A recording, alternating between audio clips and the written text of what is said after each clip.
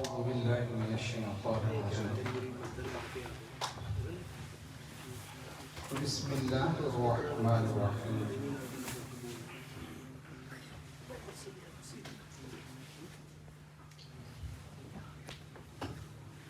وَلَئِنْ أَذَقْنَاهُ رَحْمَةً مِنَّا مِنْ بَعْدِ ضَرَّاءَ مَسَّتْهُ لَيَقُولَنَّ هَذَا لِي صدق اللہ مولانا العظیم۔ آج پارہ نمبر 25 کی تلاوت کی گئی۔ اس کے مضامین میں سب سے پہلے تو قیامت کا ذکر کیا اور پھر انسان کی فطرت کا ذکر کیا اور ارشاد فرمایا کہ وَلَئِنْ أَذَقْنَاهُ رَحْمَةً مِنَّا مِنْ بَعْدِ ضَرَّاءَ مَسَّتْهُ، جب انسان کو کسی تکلیف کے بعد، کسی پریشانی کے بعد اللہ رب العزت اپنی رحمت کا مزہ چکھاتے ہیں تو انسان یہ کہتا ہے لَيَقُولَنَّ هَذَا لِي، کہ یہ تو میرا حق تھا جو مجھے ملا ہے۔ اور فرمایا وَإِذَا أَنْعَمْنَا عَلَى الْإِنسَانِ، اور جب ہم انسان پر کوئی احسان کرتے ہیں أَعْرَضَ، تو وہ منہ پھیر لیتا ہے، وَنَأَى بِجَانِبِهِ، اور پہلو بچا کر ایک طرف چلا جاتا ہے۔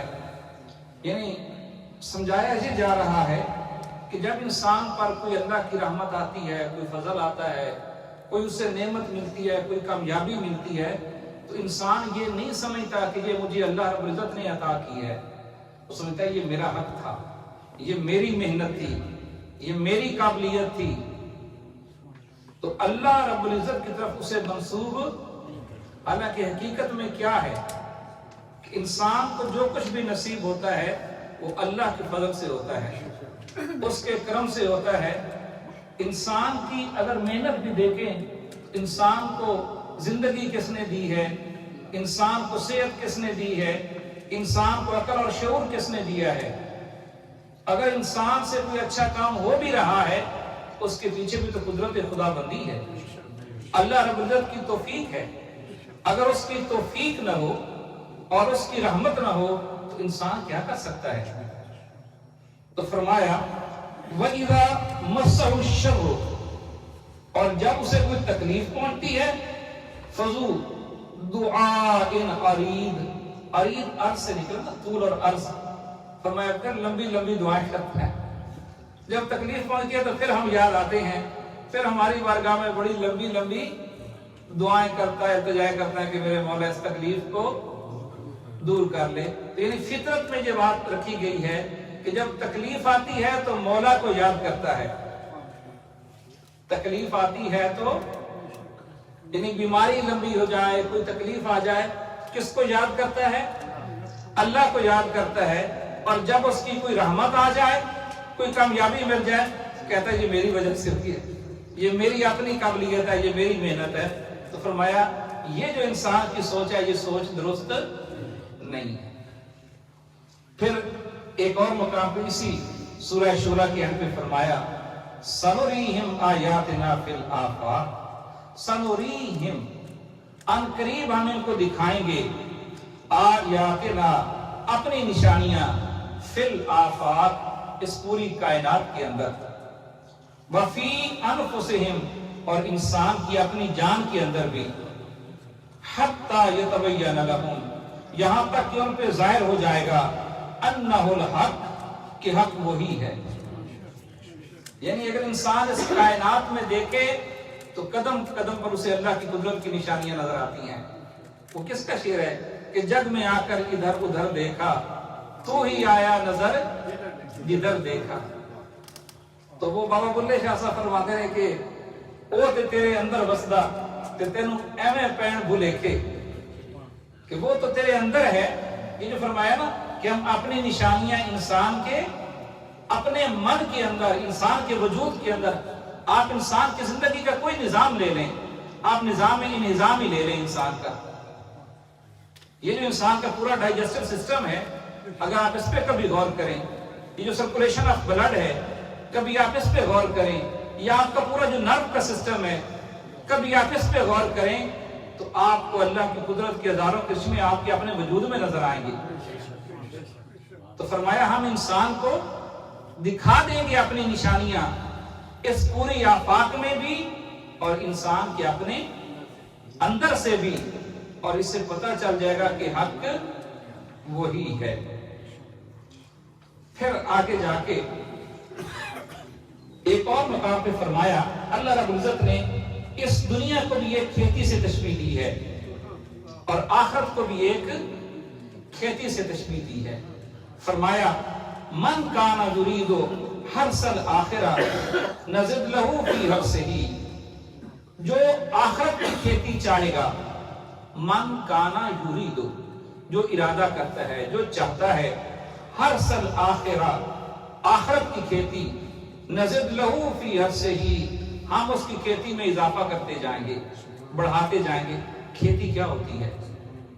آپ زمیندار لوگ کاشتکاری کیا کرتے ہیں؟ ایک بیج آپ زمین کے اندر اللہ کے بھروسے پہ رکھ کے آ جاتے ہیں, پھر وہ خود اس بیج کو اگاتا ہے, پھر اس پہ پھل لگتے ہیں, اور پھل وہ کبھی کہتا ہے بھئی تم نے ایک دانہ زمین کے اندر بیجا تھا, اس پہ 7 ڈالیاں لگتی ہیں, 7 ایک ڈالی میں پھر 100 دانے ہوتے ہیں, 700 گنا بڑھ جاتا ہے, اور بعض کا اس سے بھی زیادہ بڑھ جاتا ہے, اور بعض کا اتنا بڑھ جاتا ہے کہ آپ شمار بھی نہیں کر سکتے. آخرت کی جو کھیتی ہے, فرمایا اگر کوئی چاہے گا اس دنیا میں کوئی بیج بو دے اپنی آخرت کے لیے, ہم اسے بڑھاتے جائیں گے, ہم اسے بڑھاتے جائیں گے. یعنی آپ نے ایک بیج بویا اللہ کی رضا کے لیے اس دنیا میں اپنی آخرت کے لیے, اللہ پاک اس کی پھر حفاظت کرتا ہے, اس بیج کی حفاظت کرتا جائے گا, بڑھاتا جائے گا, معلوم نہیں وہ کتنا بڑا شجر سایہ دار بن جائے. اور آقا علیہ السلام نے فرمایا قیامت میں جو درخت ہوگا نا, اگر کوئی 100 سال اس کے نیچے گھوڑا دوڑاتا رہے, ایک درخت کے سائے سے نہیں نکل سکے گا. اتنے بڑے بڑے درخت ہوں گے وہاں, اور پھر ان کے پھلوں کا کیا حساب ہوگا. ایک مقام پہ آپ نے فرمایا ایسے سمجھانے کے لیے, کوڑا نہیں ہوتا تھا پہلے زمانے میں, آپ نے کہا جنت میں کوڑے کے برابر جگہ بھی یہ دنیا و مافیہ سے بہتر ہے.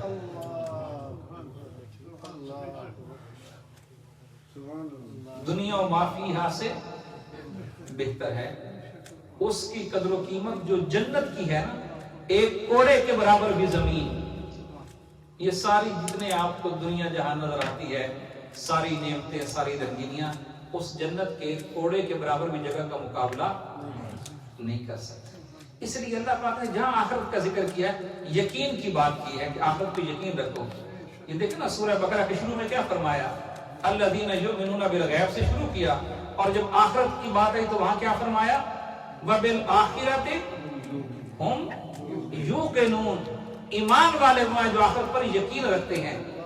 حالانکہ باقی چیزوں پر ایمان کی بات کی, یؤمنون بالغیب, غیب پر ایمان رکھتے ہیں.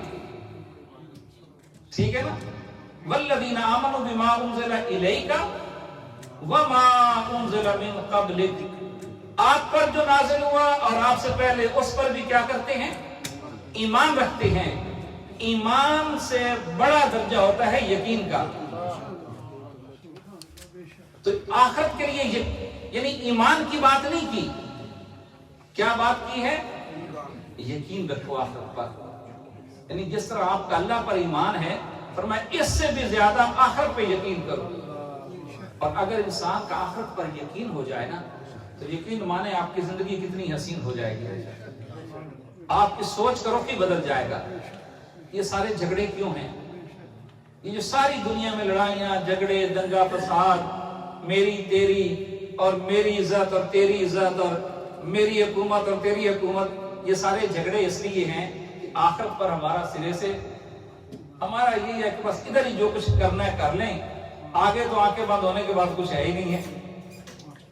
اور جن کا آخرت پر یقین ہوتا ہے, آقا علیہ السلام ایک دن نا ایک ننگی چارپائی پہ لیٹے ہوئے تھے, اور اس دن قمیض مبارک پہ قمیض بھی نہیں پہنی ہوئی تھی, جس میں اقدس کی جو اوپر والا حصہ تھا نا, اس پر قمیض بھی نہیں تھی, بالکل جسم مبارک ایسے تھا, बगैर कमीज के था, बगैर कपड़े के था।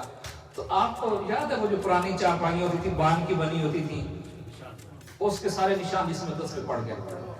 सीना फारूक आजम रजी अल्लाह तआला अन्हु आए और देखा कि सारी पुष्ट मुबारक पूरे वो निशान ऐसे जैसे वो मुकम्मल जो है ना वो प्रिंट हो गया, बिल्कुल एग्जैक्ट। रो पड़े, कहते हैं आका कैसर और किसरा के बिस्तर देखे, उनके आरामदेह गद्दे देखें और कितने वो कम खाब के और रेशम के उनके सोफे होते हैं, उनके गद्दे होते हैं, और आप पूरी कायनात के मालिक हैं और आपके बिस्तर पर बिछोना ही कोई नहीं है चारपाई पर।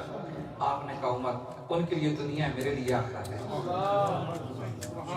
अल्लाह ने मेरे लिए आखिरत में वो कुछ बना रखा है, आप तसव्वुर भी नहीं कर सकते उसका।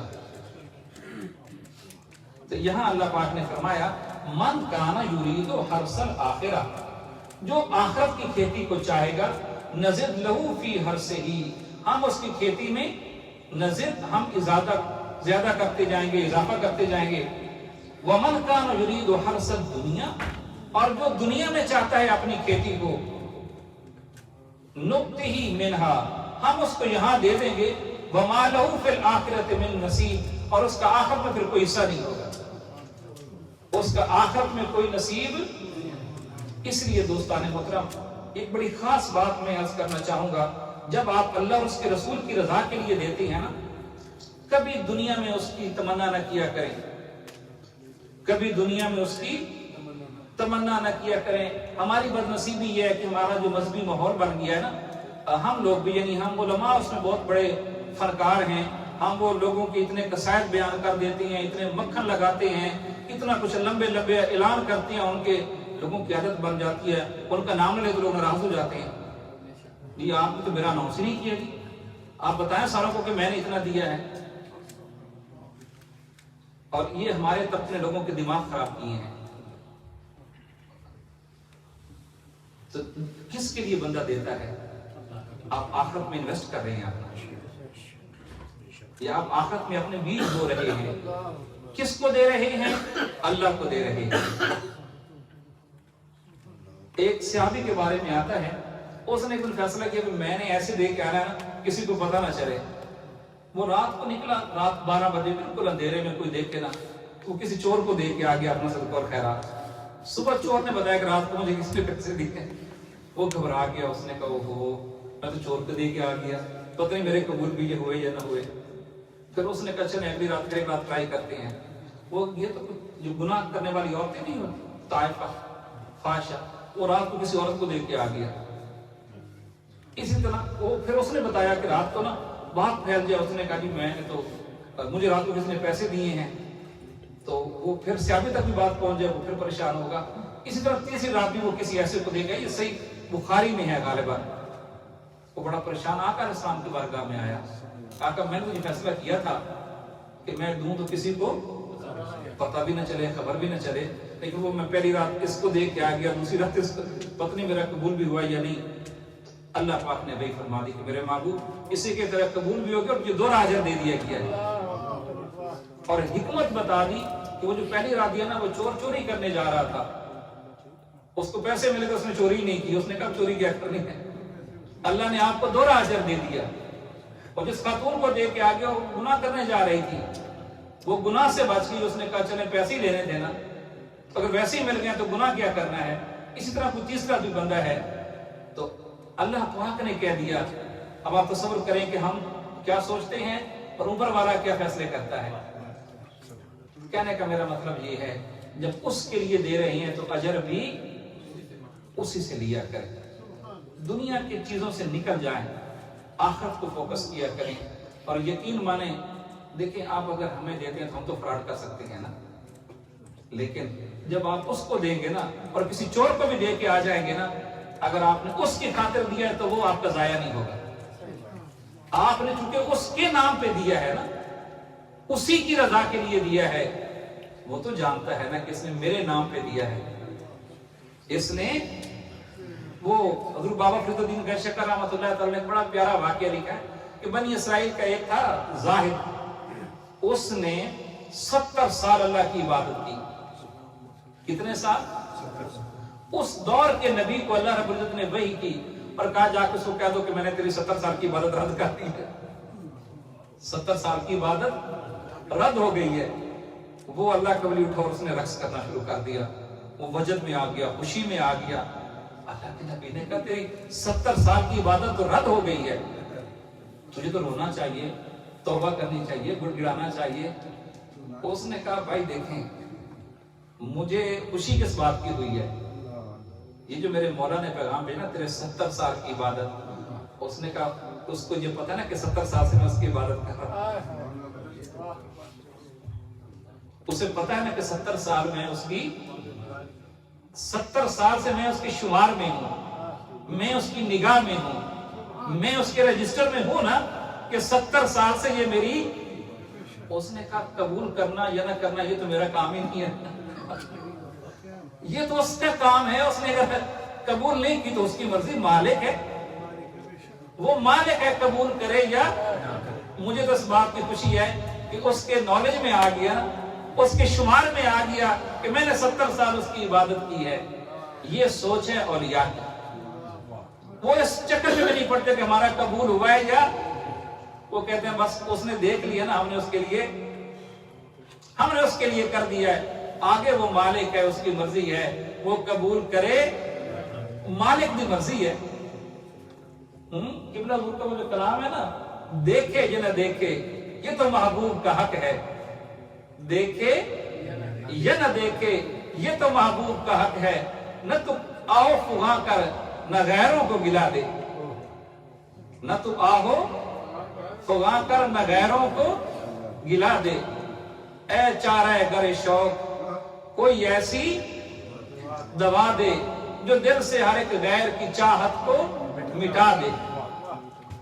देखे ना, वो देखे या ना देखे ये तो महबूब का हक है, वो कबूल करे या न करे वो मालिक है, हम बंदे हैं, हमारा काम तो बंदगी करना है। उसके नाम पे जो किया बस वो फिर, और उससे बड़ा वफादार भी कोई नहीं, उससे बड़ा लजपाल भी कोई नहीं, उससे बड़ा एहसान करने वाला भी कोई नहीं है। ये कैसे मुमकिन है कि आप उसके नाम पे करें और उसे खबर भी ना हो और उसे पता भी ना चले।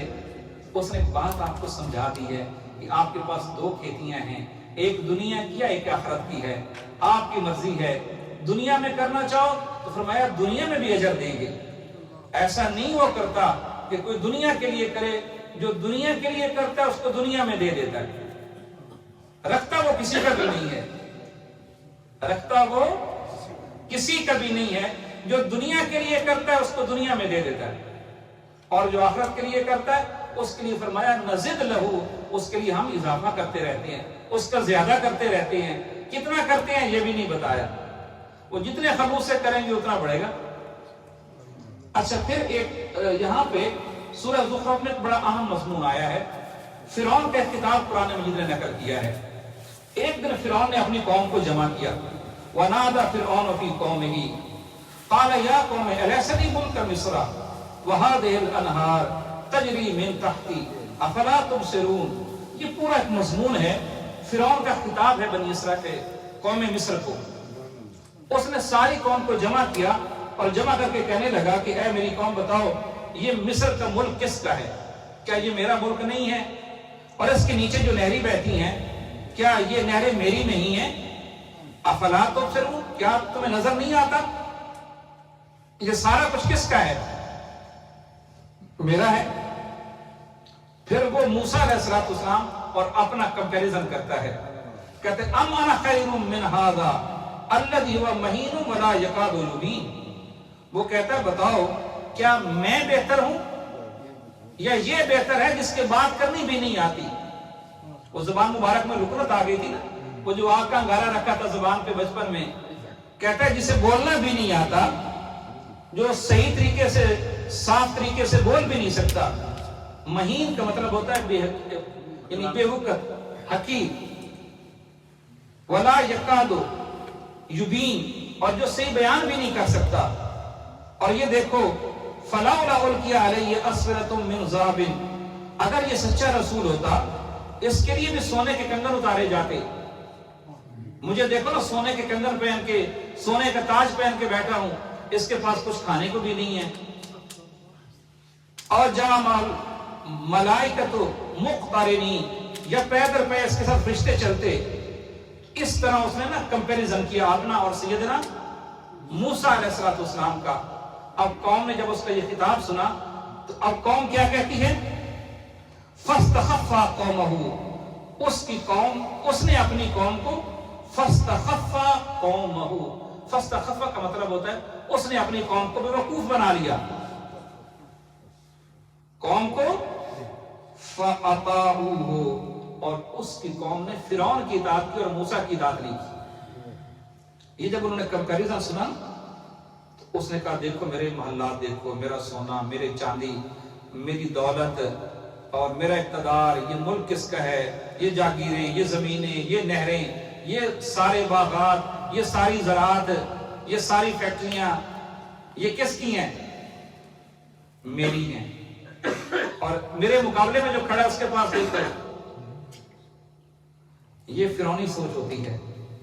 اسی طرح کا کمپیریزن نواز شریف نے بھی کیا تھا قبلہ حضور کے بارے میں. آپ لوگوں کو یاد ہو جب پہلا دھرنا ہونے جا رہا تھا نا، اس نے ایک انٹرویو دیا تھا، اس نے کہا تھا کہ وہ پلے نہیں دھیلا تے کر دی میلا میلا، یہ جملہ اس نے بولا تھا. یاد ہے آپ لوگوں کو؟ اس نے کہا اس کے پاس تو ہے ہی کچھ نہیں ہے اور مقابلہ کرتے ہیں ہماری دولت دیکھو. یہ فرعونی سوچ ہے. یہی فرعون نے موسیٰ علیہ السلام کے ساتھ کیا. اور یہی آگے آگے آتا ہے کہ کفار مکہ نے کہا کہ دو بڑے سردار ہیں، ایک طائف میں اور ایک مکہ میں ہیں. اللہ نے اگر قرآن اتارنا ہی تھا تو کسی سردار پر اتارتا، یہ عبداللہ کے یتیم بیٹے پر اتارا ہے. یعنی یہ جو سوچ ہے نا کہ دین کے ساتھ اور اہل دین کے ساتھ دنیا دار کا مقابلہ کرتے ہیں تو وہ اپنی دولت کا کرتے ہیں. انہیں نہیں معلوم کہ یہ جو اللہ کا دین ہے یہ کتنی بڑی دولت ہے، اس کا کائنات میں کوئی متبادل نہیں. تو آگے پھر قوم نے کیا کیا؟ قوم کو اس نے بیوقوف بنا لیا. وہ بیوقوف کیوں بنے؟ انہم کانوا قوما فاسقین، اس لیے کہ وہ فاسق تھے. فاسق لوگوں کو فرعون جیسے لوگ بیوقوف بنا لیتے ہیں. فلما آسفونا، پھر موسیٰ علیہ السلام کی شان میں اس نے گستاخی کی. اللہ پاک نے فرمایا انتقمنا منہم، پھر ہم نے ان سے انتقام لیا. جب اس نے ہمارے نبی کی اس طرح توہین کی نا، اس کی شان میں گستاخی کی، فانتقمنا منہم، ہم نے ان سے انتقام لیا، فاغرقناہم اجمعین، اور ہم نے ساروں کو غرق کر دیا. اب یہاں پہ غرق کرنے کی وجہ بیان کی جا رہی ہے کہ میرے نبی کی جو توہین کی ہے نا، میرے نبی کی شان میں جو گستاخی کی ہے، اس کی وجہ سے ہم نے اس کو غرق کر دیا. تو اللہ کے نبیوں کی توہین کرنا یا اللہ کے ولیوں کی توہین کرنا، یہ اللہ کے عذاب کو دعوت دینا ہے. اور جو فرمایا من عاد لی ولیا فقد آذنتہ بالحرب، جس نے میرے ولی کے ساتھ دشمنی کی میرا اس کے ساتھ اعلان جنگ ہے. اللہ کے نبیوں اور ولیوں کی شان میں گستاخی کرنا یا ان کی شان میں کوئی تنقیص کرنا یا ان کی توہین کرنا، یہ اللہ کے عذاب کو دعوت دینے کے برابر ہوتا ہے. اور ایسے لوگ نشانہ عبرت بنتے ہیں. وہ بے شک اللہ کا پھر نظام ہے، بعض اوقات ان کی رسی لمبی کر دیتا ہے اور ہمارے جیسے لوگ گھبرا جاتے ہیں. ہم دیکھتے ہیں یہ بھی تک نہیں ہو رہی. اور اس کے بعد یہ جب موسیٰ علیہ السلام نے پھر دعا بھی کی کہ مولا یہ اتنا کچھ تو نے اس کو دے رکھا ہے، تیرے لوگوں کو گمراہ کر رہا ہے، اس کو ختم ہی کیوں نہیں کرتا اور اس کو دردناک عذاب دے. اللہ پاک نے کہا میرے موسیٰ میں نے آپ کی بات سن لی ہے اور تیری دعا قبول کر لی. اب انتظار کرنا اور استقامت کے ساتھ رہنا. دعا کی قبولیت کے 40 سال بعد جا کے فرعون غرق ہوا. 40 سال موسیٰ علیہ السلام نے انتظار کیا. یہ نہیں کہا کہ مولا آپ نے کہا تھا وہ کب ہو رہا ہے، کہ بھول ہی گیا ہے. ایسا جملہ انہوں نے اپنی زبان مبارک پہ، انہیں رب کے وعدوں پر اعتبار ہوتا ہے. رب کے وعدوں پر کہ اگر رب نے کہہ دیا ہے وہ کرے گا. اب وہ رسی لمبی کب تک کرتا ہے، اس کی کوئی حکمت ہوگی وہ بھی بہتر جانتا ہے. اس کے پیچھے راز کیا ہے، حکمت کیا ہے. انہیں اور موقع دے رہا تھوڑا اور ظلم کرنے. یہ جب اس طرح کے ظالم لوگ دوبارہ حکومتوں میں آتے ہیں ہمارے لوگ یہ بھی پریشان ہو جاتے ہیں. وہ دیکھو نا جو فراغ ہے، وہ فراغ ہے. یہ اللہ کی اپنی حکمتیں ہوتی ہیں. وہ بار بار انہیں موقع کیوں دیتا ہے؟ تاکہ اور اس پہ ظلم کر لیں اور اللہ کی نافرمانی کر لیں. پھر جب اس کی گرفت ہوگی تو وہ بھی پھر اتنی ہوگی کہ انہیں غرق کرے گا اور نشانہ عبرت بنا دے گا. ظالموں کو وہ چھوڑتا نہیں ہے. ہاں رسی لمبی کرتا ہے. فرعون کی بھی 400 سال اس نے عمر دیتی تھی. کتنے 100 سال؟ 400 سال. آپ سوچ سکتے ہیں اس 400 سال میں اس نے کتنے بچے قتل کر دیے, کتنے گھر اجاڑ دیے, لیکن اس نے رسی لمبی کی رکھی. ایسی چیزوں کی حکمتیں وہ خود جانتا ہے. ہمارا کیا ہے, ہم اس کے وعدوں پر یقین رکھیں, ایمان رکھیں کہ ظالموں کی وہ رسی لمبی ضرور کرتا ہے مگر انہیں اسی دنیا میں نشانہ عبرت بنا کے چھوڑتا ہے, اور اپنے بندوں کو کبھی وہ لاوارث نہیں چھوڑتا. وہ اس کے نبی ہوں یا اس کے ولی ہوں, ان کی وہ ہمیشہ لاج رکھتا ہے. اللہم صلی علی سیدنا مولانا محمد وعلى آلہ وصحبہ وبارک وسلم. ربنا آتنا فی الدنیا حسنہ وفی الآخرۃ حسنہ وقنا عذاب النار. اللہم اعنا علی ذکرک وشکرک وحسن عبادتک. اللہم نور قلوبنا بنور القرآن. اللہم زین اخلاقنا باخلاق النبی الکریم الامین صلی اللہ تعالی علی خیر خلقہ ونور عرشہ محمد وعلی آلہ وصحبہ اجمعین.